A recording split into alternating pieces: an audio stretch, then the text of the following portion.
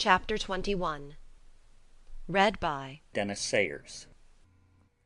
Dr. Seward's Diary. 3 October. Let me put down with exactness all that happened, as well as I can remember, since last I made an entry. Not a detail that I can recall must be forgotten. In all calmness, I must proceed. When I came to Renfield's room, I found him lying on the floor on his left side, in a glittering pool of blood. When I went to move him, it became at once apparent that he had received some terrible injuries. There seemed none of the unity of purpose between the parts of the body which marks even lethargic sanity. As the face was exposed, I could see that it was horribly bruised, as though it had been beaten against the floor. Indeed, it was from the face wounds that the pool of blood originated. The attendant who was kneeling beside the body said to me as we turned him over, "I think, sir, his back is broken. See, both his right arm and leg and the whole side of his face are paralyzed." How such a thing could have happened puzzled the attendant beyond measure. He seemed quite bewildered, and his brows were gathered in as he said, "I can't understand the two things. He could mark his face like that by beating his own head on the floor. I saw a young woman do it once at the Eversfield Asylum, before anyone could lay hands on her, and I suppose he might have broken his neck by falling out of bed, if he got in an awkward link. But for the life of me, I can't imagine how the two things occurred. If his back was broke, he couldn't beat his head, and if his head was like that before the fall out of bed, there would be marks of it." I said to him, "Go to Dr. Van Helsing and ask him to kindly come here at once. I want him without an instant's delay." The man ran off, and within a few minutes the professor, in his dressing gown and slippers, appeared. When he saw Renfield on the ground, he looked keenly at him a moment, and then turned to me. I think he recognized my thought in my eyes, for he said very quietly, manifestly for the ears of the attendant, "Ah, a sad accident. He will need very careful watching and much attention. I shall stay with you myself, but I shall first dress myself. If you will remain, I shall in a few minutes join you." The patient was now breathing stertorously, and it was easy to see that he had suffered some terrible injury. Van Helsing returned with extraordinary celerity, bearing with him a surgical case. He had evidently been thinking, and had his mind made up, for almost before he looked at the patient, he whispered to me, "Send the attendant away. We must be alone with him when he becomes conscious, after the operation." I said, "I think that you will do now, Simmons. We have done all that we can at present. You had better go to your rounds, and Dr. Van Helsing will operate. Let me know instantly if there be anything unusual anywhere." The man withdrew, and we went into a strict examination of the patient. The wounds of the face were superficial. The real injury was a depressed fracture of the skull, extending right up through the motor area. The professor thought a moment and said, "We must reduce the pressure and get back to normal conditions as far as can be. The rapidity of the suffusion shows the terrible nature of his injury. The whole motor area seems affected. The suffusion of the brain will increase quickly, so we must trephine at once, or it may be too late." As he was speaking, there was a soft tapping at the door. I went over and opened it, and found in the corridor without Arthur and Quincey in pajamas and slippers. The former spoke. "I heard your man call up Dr. Van Helsing and tell him of an accident. So I woke Quincy, or rather called for him, as he was not asleep. Things are moving too quickly and too strangely for sound sleep for any of us these times. I've been thinking that tomorrow night we'll not see things as they have been. We'll have to look back and forward a little more than we have done. May we come in? I nodded and held the door open till they entered. Then I closed it again. When Quincy saw the attitude and state of the patient, and noted the horrible pool on the floor, he said softly, "My God, what happened to him? Poor, poor devil." I told him briefly, and added that we expected he would recover consciousness after the operation, for a short time at all events. He went at once and sat down on the edge of the bed, with Godalming beside him. We all watched in patience. "We shall wait," said Van Helsing, "just long enough to fix the best spot for trephining, so that we may most quickly and perfectly remove the blood clot, for it is evident that the hemorrhage is increasing." The minutes during which we waited passed with fearful slowness.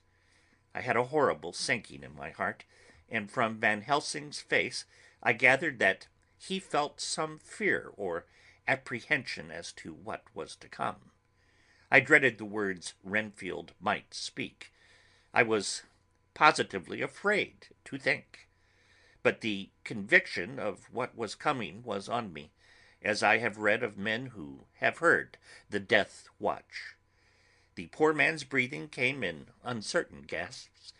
Each instant he seemed as though he would open his eyes and speak, but then would follow a long stertorous breath, and he would relapse into a more fixed insensibility. Inured as I was to sick beds and death, this suspense grew and grew upon me. I could almost hear the beating of my own heart, and the blood surging through my temples sounded like blows from a hammer. The silence finally became agonizing.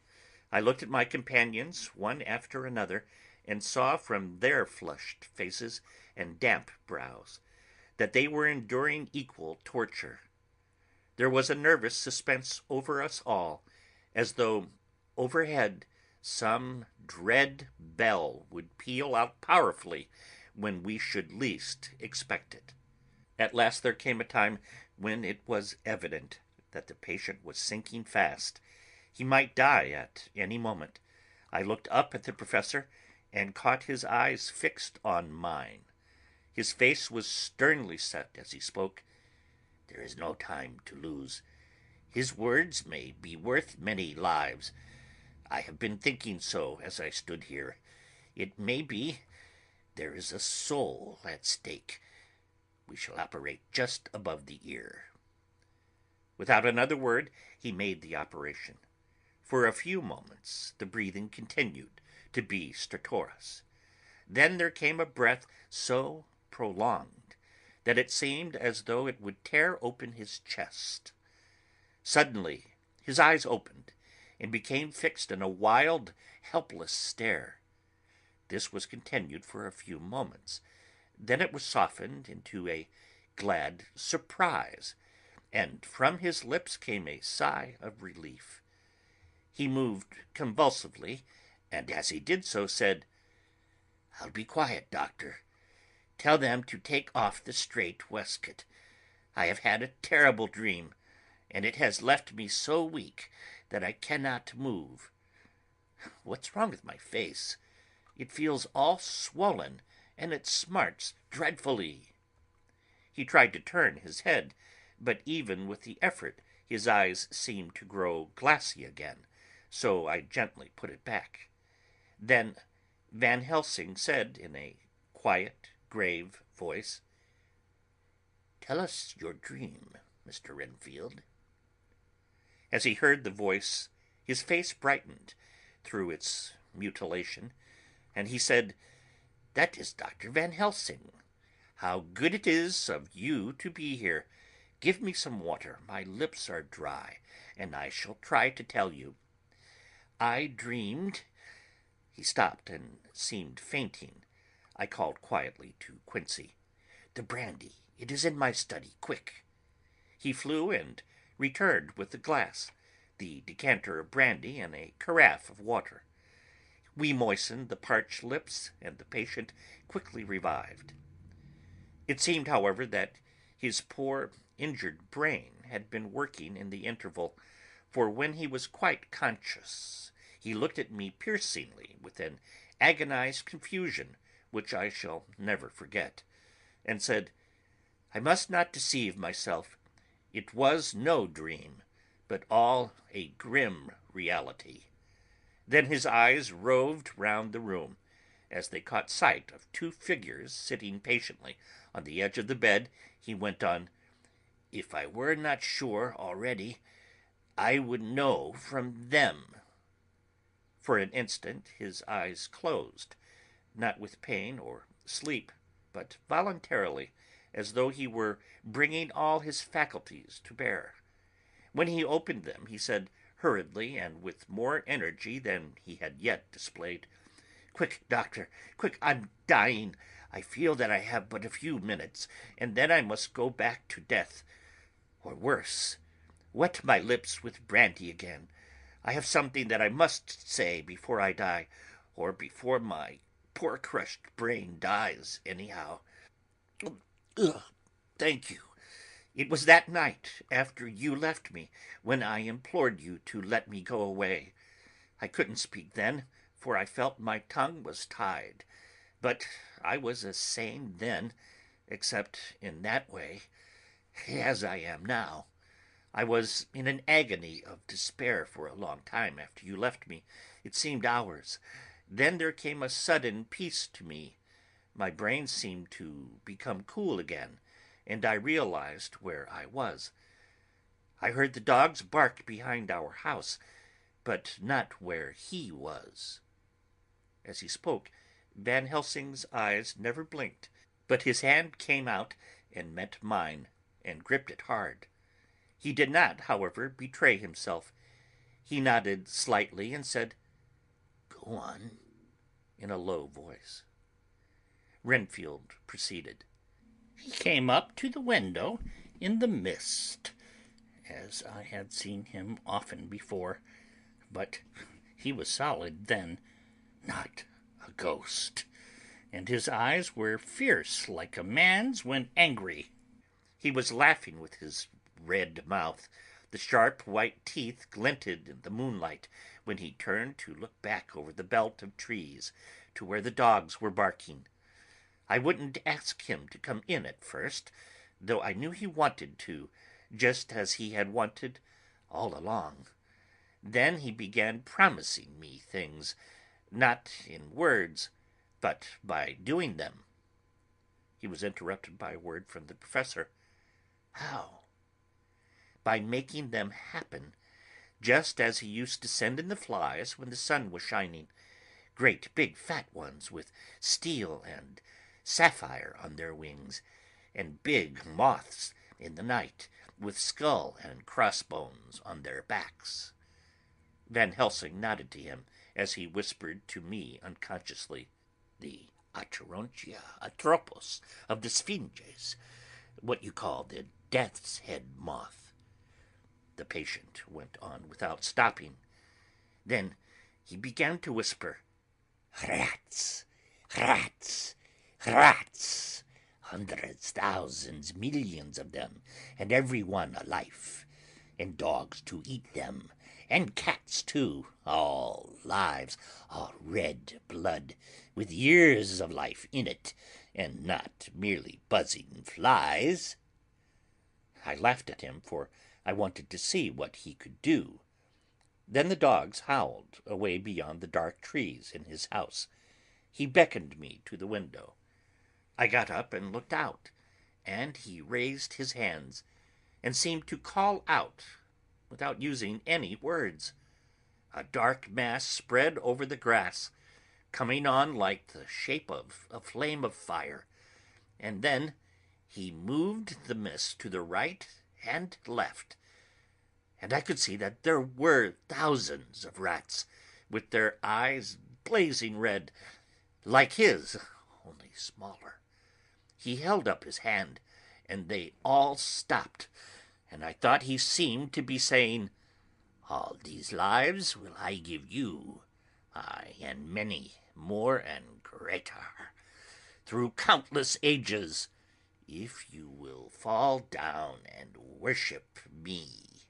And then a red cloud, like the color of blood, seemed to close over my eyes, and before I knew what I was doing, I found myself opening the sash and saying to him, "Come in, Lord and Master."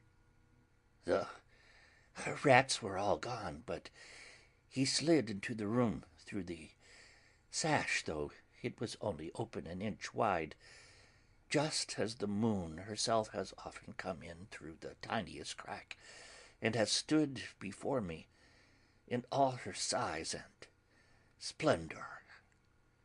His voice was weaker, so I moistened his lips with the brandy again, and he continued, but it seemed as though his memory had gone on working in the interval, for his story was further advanced.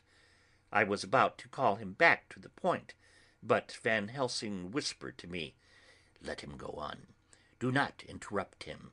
He cannot go back, and maybe could not proceed at all if once he lost the thread of his thought."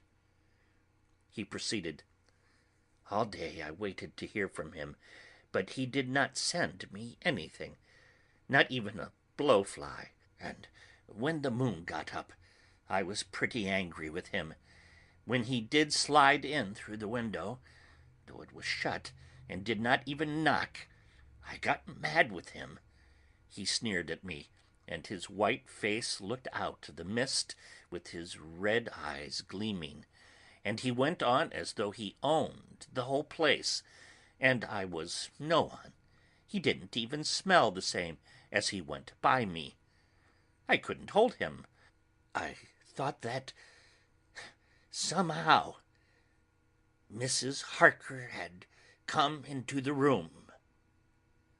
The two men sitting on the bed stood up and came over, standing behind him so that he could not see them, but where they could hear better.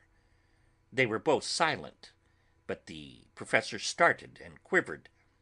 His face, however, grew grimmer and sterner still. Renfield went on without noticing.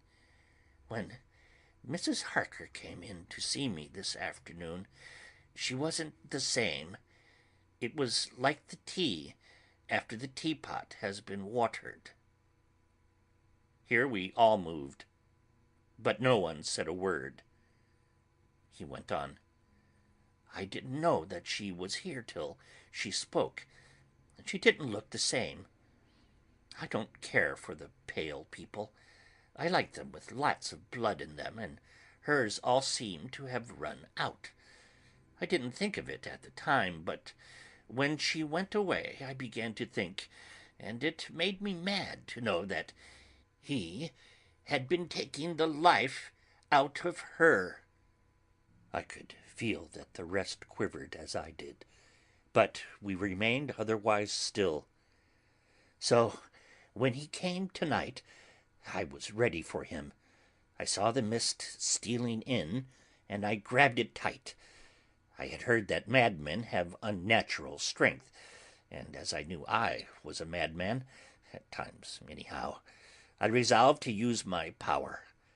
Aye, and he felt it too, for he had to come out of the mist to struggle with me. I held tight, and I thought I was going to win, for I didn't mean him to take any more of her life, till I saw his eyes.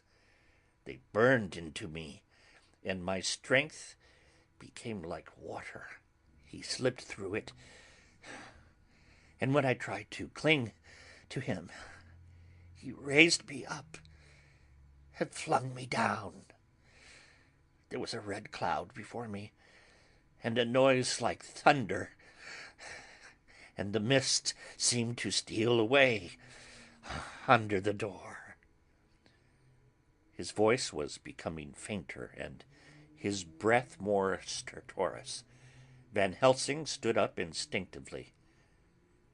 "We know the worst now," he said.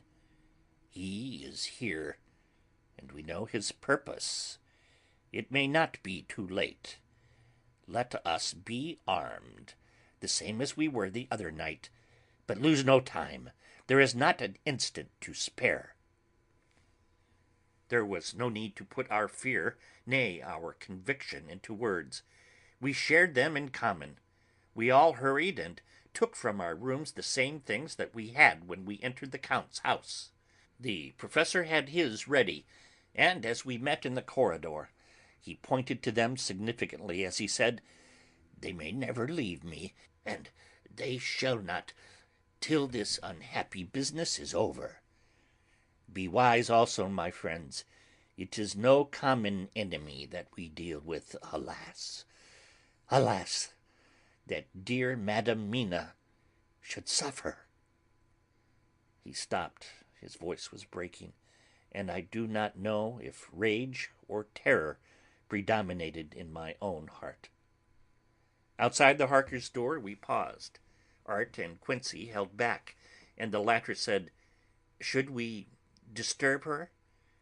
"We must," said Van Helsing grimly. "If the door be locked, I shall break it in." "May it not frighten her terribly? It is unusual to break into a lady's room."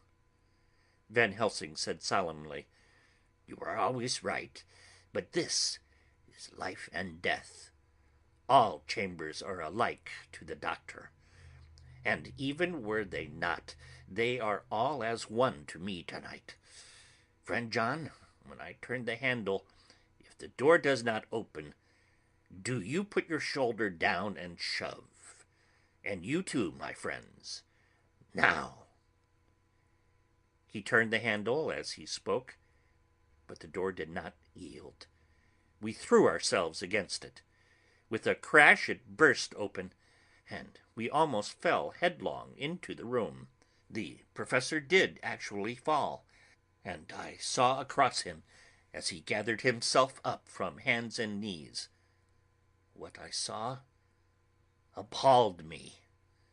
I felt my hair rise like bristles on the back of my neck, and my heart seemed to stand still.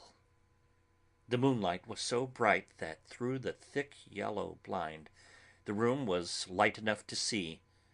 On the bed, beside the window, lay Jonathan Harker, his face flushed and breathing heavily as though in a stupor. Kneeling on the near edge of the bed, facing outward, was the white-clad figure of his wife. By her stood a tall, thin man, clad in black. His face was turned from us, but the instant we saw, we all recognized the Count, in every way, even to the scar on his forehead. With his left hand he held both Mrs. Harker's hands, keeping them away with her arms at full tension. His right hand gripped her by the back of the neck, forcing her face down on his bosom. Her white nightdress was smeared with blood, and a thin stream trickled down the man's bare chest, which was shown by his torn open dress.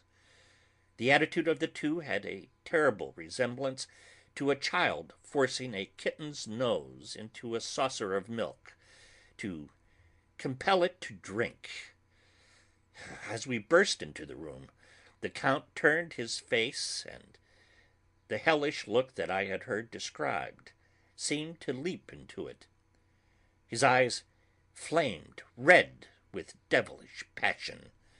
The great nostrils of the white, aquiline nose opened wide and quivered at the edge, and the white, sharp teeth behind the full lips of the blood-dripping mouth clamped together like those of a wild beast. With a wrench which threw his victim back upon the bed as though hurled from a height, he turned and sprang at us. But by this time the Professor had gained his feet and was holding towards him the envelope which contained the sacred wafer. The Count suddenly stopped, just as poor Lucy had done outside the tomb, and cowered back. Further and further back he cowered, as we, lifting our crucifixes, advanced. The moonlight suddenly failed, as a great black cloud sailed across the sky, and when the gaslight sprang up under Quincey's match, we saw nothing but a faint vapor.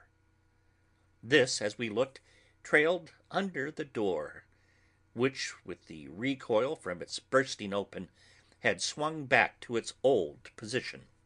Van Helsing, Art, and I moved forward to Mrs. Harker, who by this time had drawn her breath, and with it had given a scream so wild, so ear-piercing, so despairing, that it seems to me now that it will ring in my ears till my dying day. For a few seconds she lay in her helpless attitude and disarray. Her face was ghastly, with a pallor which was accentuated by the blood which smeared her lips and cheeks and chin.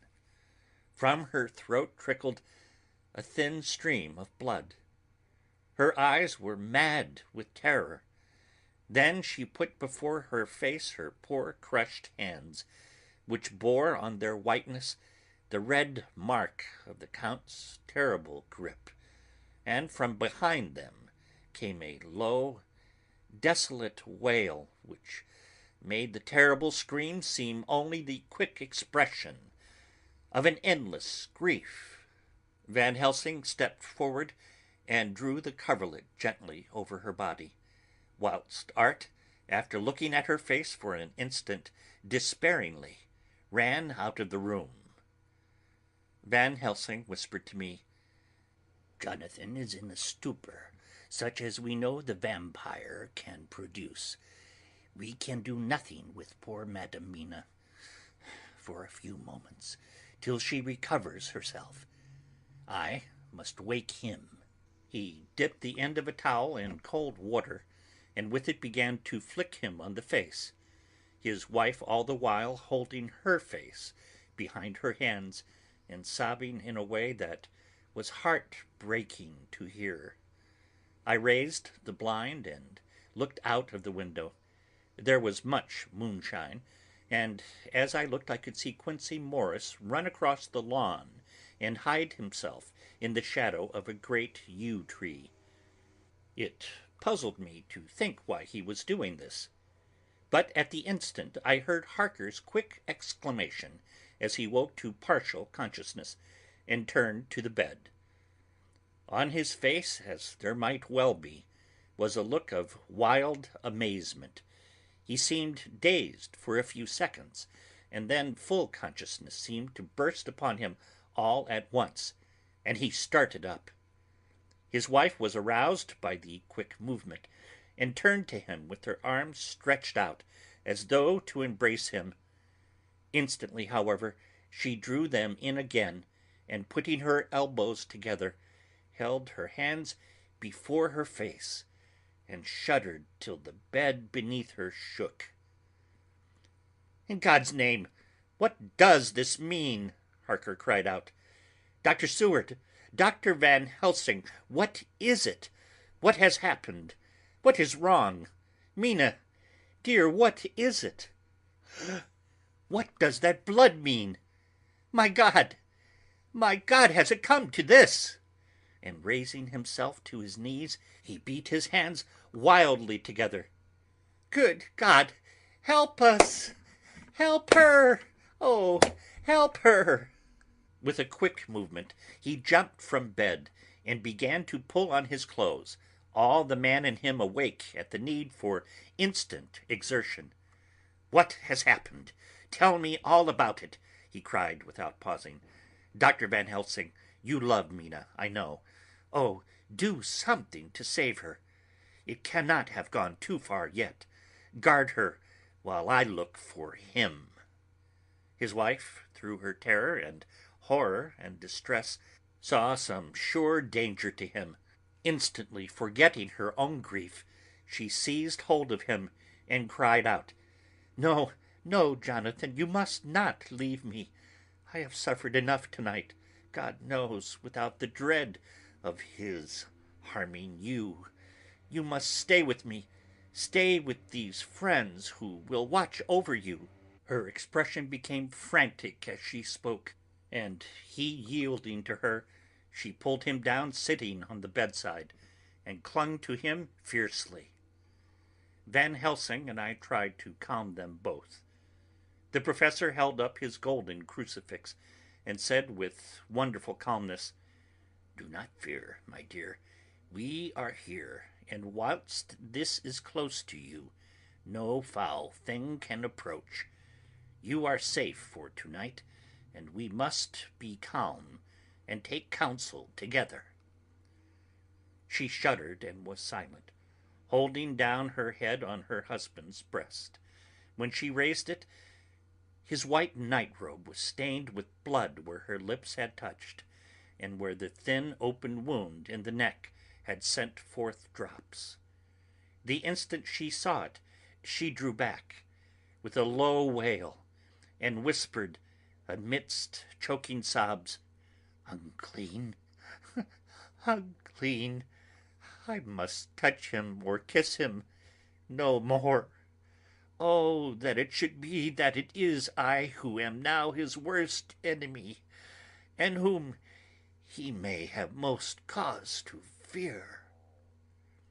To this he spoke out resolutely, "Nonsense, Mina. It is a shame to me to hear such a word. I would not hear it of you, and I shall not hear it from you.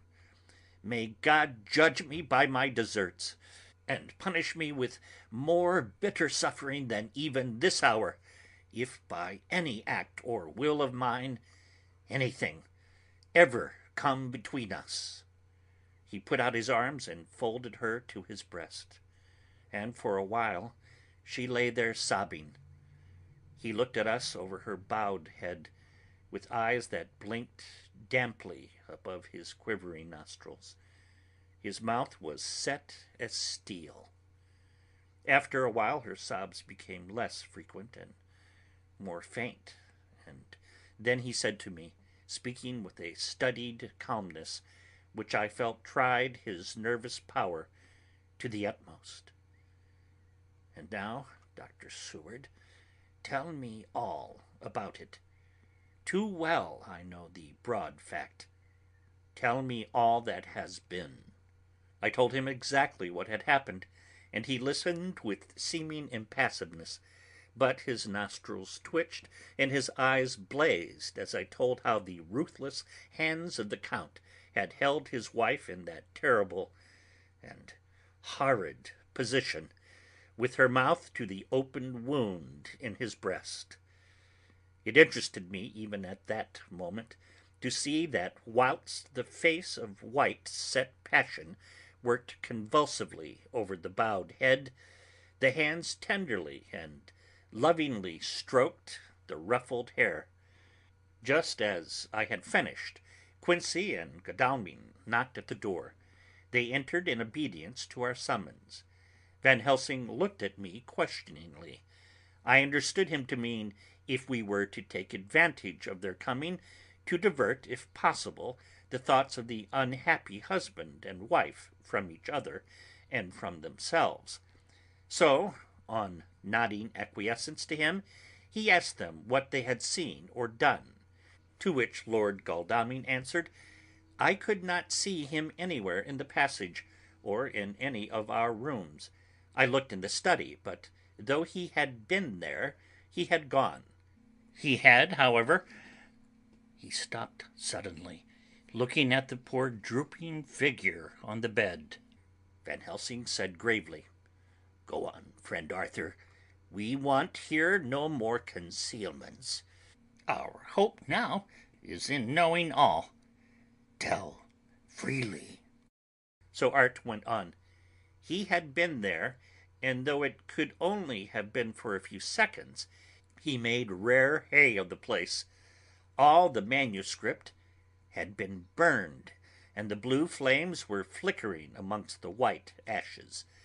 The cylinders of your phonograph, too, were thrown on the fire, and the wax had helped the flames. Here I interrupted. Thank God there is the other copy in the safe. His face lit for a moment, but fell again as he went on. I ran downstairs then, but could see no sign of him. I looked into Renfield's room, but there was no trace there, except... Again he paused. "Go on," said Harker hoarsely. So he bowed his head and, moistening his lips with his tongue, added, "Except that the poor fellow is dead." Mrs. Harker raised her head, looking from one to the other of us. She said solemnly, "God's will be done." I could not but feel that art was keeping back something. But as I took it that it was with a purpose, I said nothing.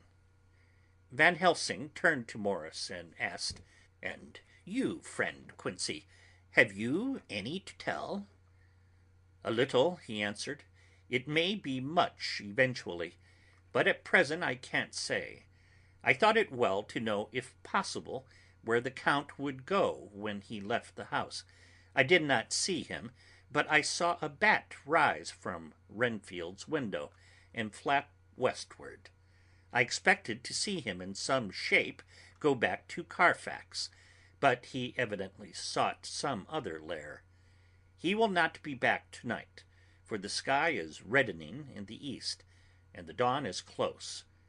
We must work tomorrow." He said the latter through his shut teeth. For a space of perhaps a couple of minutes there was silence, and I could fancy that I could hear the sounds of our hearts beating. Then Van Helsing said, placing his hand tenderly on Mrs. Harker's head, "And now, Madam Mina, poor dear Madam Mina, tell us exactly what happened. God knows that I do not want that you be pained, but it is need that we know all. For now more than ever has all work to be done quick and sharp, and in deadly earnest. The day is close to us that must end all, if it may be so, and now is the chance that we may live and learn." The poor dear lady shivered, and I could see the tension of her nerves as she clasped her husband closer to her and bent her head lower and lower still on his breast. Then she raised her head proudly and held out one hand to Van Helsing, who took it in his, and after stooping and kissing it reverently, held it fast. The other hand was locked in that of her husband, who held his other arm thrown round her protectingly. After a pause in which she was evidently ordering her thoughts, she began. "I took the sleeping draught which you had so kindly given me, but for a long time it did not act.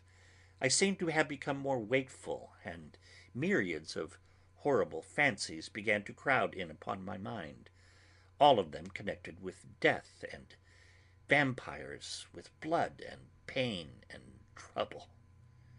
Her husband involuntarily groaned as she turned to him and said lovingly, "Do not fret, dear.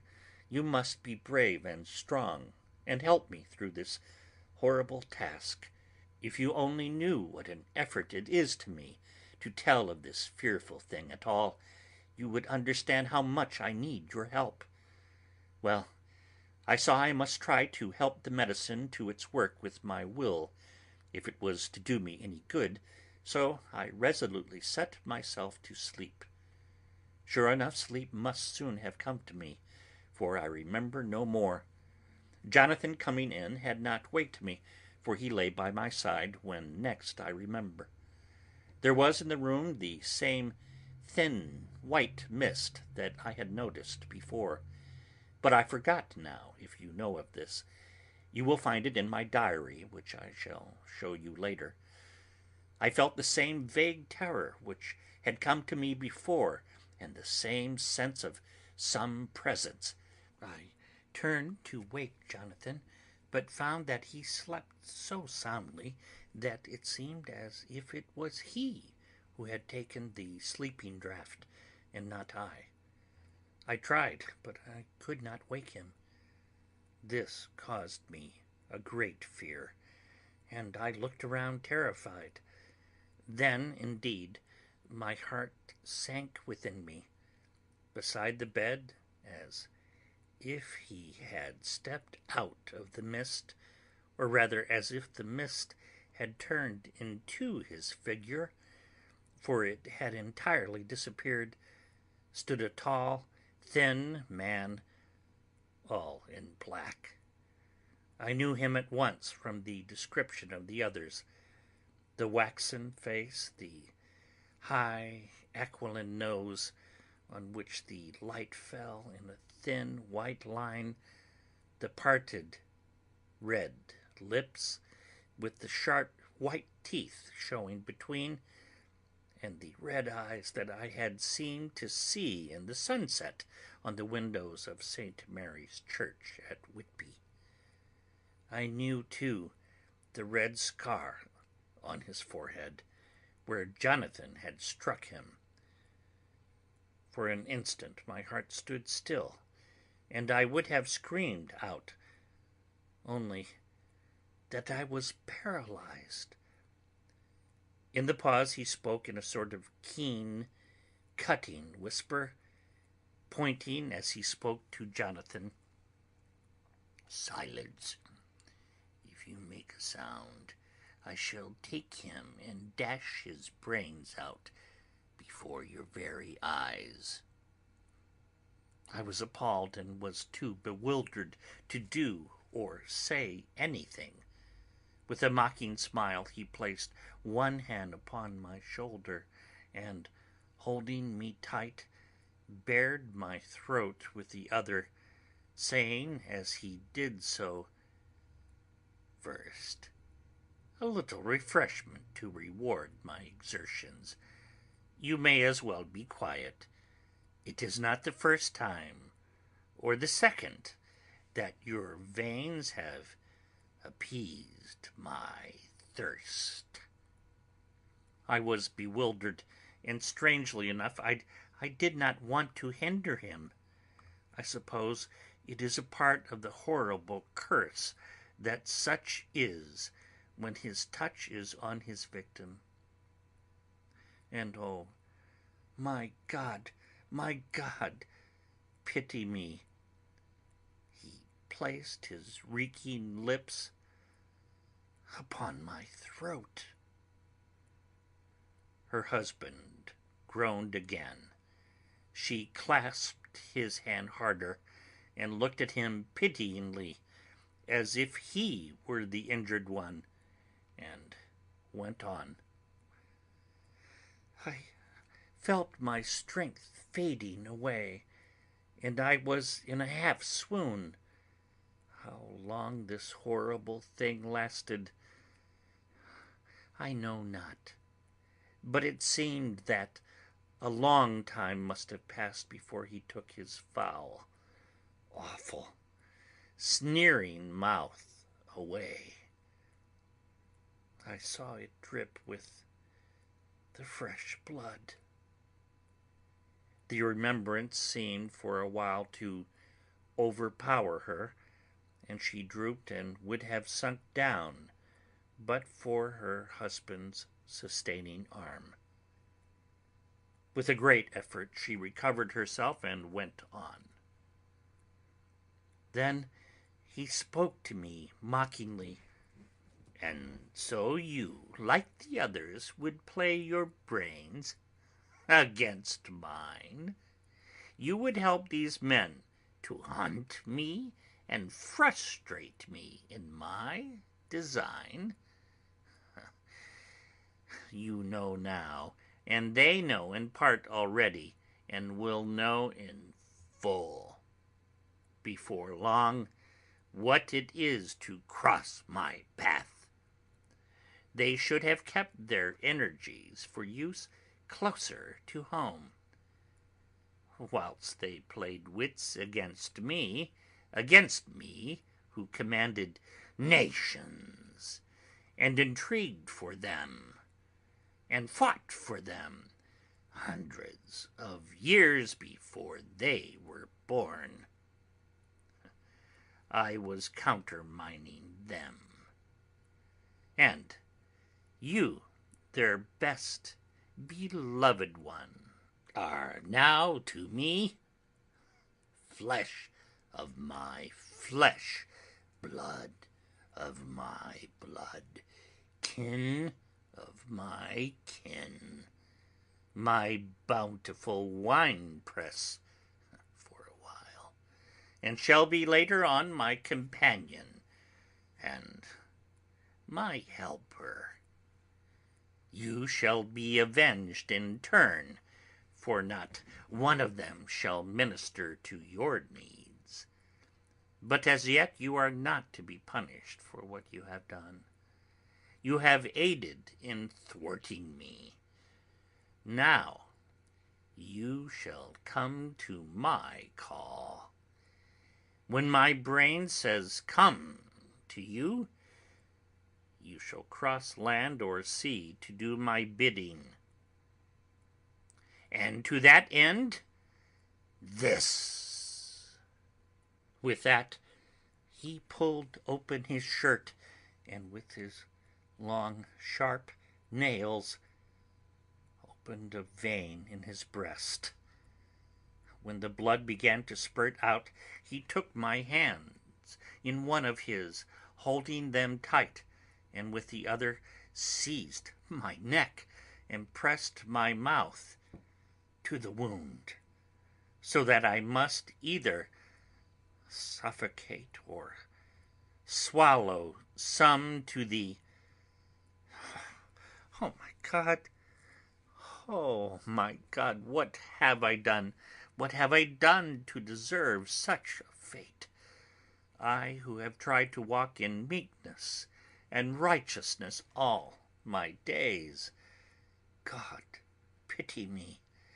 Look down on a poor soul in worse than mortal peril, and in mercy pity those to whom she is dear.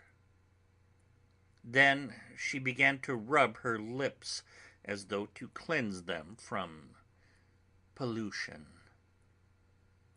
As she was telling her terrible story, the eastern sky began to quicken, and everything became more and more clear. Harker was still and quiet, but over his face, as the awful narrative went on, came a gray look which deepened and deepened in the morning light, till when the first red streak of the coming dawn shot up, the flesh stood darkly out against the whitening hair. We have arranged that one of us is to stay within call of the unhappy pair till we can meet together and arrange about taking action. Of this I am sure. The sun rises today on no more miserable house in all the great round of its daily course.